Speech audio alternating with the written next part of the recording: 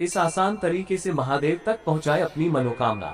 महादेव तक पहुंचाए अपनी मनोकामना। संसार में सर्वश्रेष्ठ है भोलेनाथ और वही सबसे अधिक शक्तिशाली भी माने जाते हैं।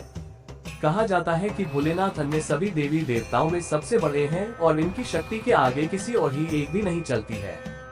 जहां एक ओर भगवान विष्णु को संसार का रचयिता कहा जाता है, वहीं दूसरी ओर भगवान शिव संहारक के रूप में प्रसिद्ध हैं।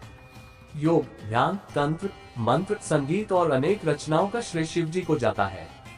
भगवान शिव एक महान तपस्वी भी हैं और इसी वजह से उनका अधिकतर समय तपस्या में लीन रहते हुए ही बीतता है। इसे समाधि भी कहा जा सकता है। शास्त्रों की माने तो समाधि में लीन रहते समय महादेव श्री हरि नारायण का ध्यान करते रहते हैं और संसार की जटिल से जटिल परेशानियों का निवारण भी करते हैं। ऐसे में अगर कोई भक्त महादेव को पुकारे और उसकी भक्ति में सच्चाई ना हो तो भोलेनाथ को समाधि में उसकी पुकार सुनाई ही नहीं देती है। एक बार भगवान शिव के समाधि में लीन होने के बाद मनुष्य तो क्या स्वयं देवी देवता भी उन तक अपनी पुकार नहीं पहुंचा सकते हैं और महादेव की समाधि तोड़ने का सामर्थ्य और साहस किसी में नहीं है।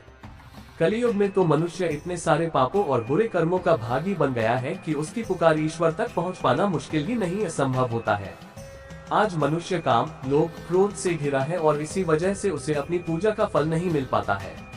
एक ओर तो वह मंदिर जाकर प्रार्थना कर पुण्य कमाता है और वहीं दूसरी ओर अपने लोभ और लालच के लिए दूसरों का अहित करता है।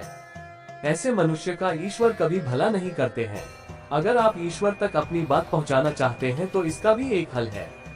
वेद पुराणों में एक ऐसी कथा का वर्णन है जिसमें महादेव तक अपनी मनोकामना पहुंचाने का तरीका बताया गया है। महादेव का प्रिय वाहन है नंदी और महादेव के हर मंदिर में नंदी की मूर्ति हमेशा होती है। नंदी न केवल महादेव के वाहन है बल्कि उनके परम भक्त भी हैं। जब भी महादेव समाधि में लीन होते हैं तो जो भी होता है, नंदी महाराज महादेव के समाधि से उठते ही उन्हें सब जानकारी देते हैं। जब महादेव समाधि में लीन होते हैं तो ऐसे में आपकी पुकार उन तक नहीं पहुंच सकती है, लेकिन एक छोटा सा उपाय कर आप अपनी बात महादेव तक पहुंचा सकते हैं। जब भी महादेव के मंदिर जाएं तो अपनी प्रार्थना करते समय नंदी महाराज के पीछे खड़े हो ताकि आपकी मनोकामना वो भी सुन सके। महादेव की पूजा के बाद नंदी महाराज के पैर छूकर उनके कान में धीरे धीरे अपना मनोकामना कहें। नंदी महाराज से ये भी प्रार्थना करें कि जब भी महादेव समाधि से उठे तो नंदी जी आपकी मनोकामना उन तक पहुंचा दे। मुंह लगाकर बोले और अपने एक हाथ से बाएं तरफ के कान को बंद कर दे ताकि एक कान से सुनी गई बात दूसरे कान से ना निकल जाए।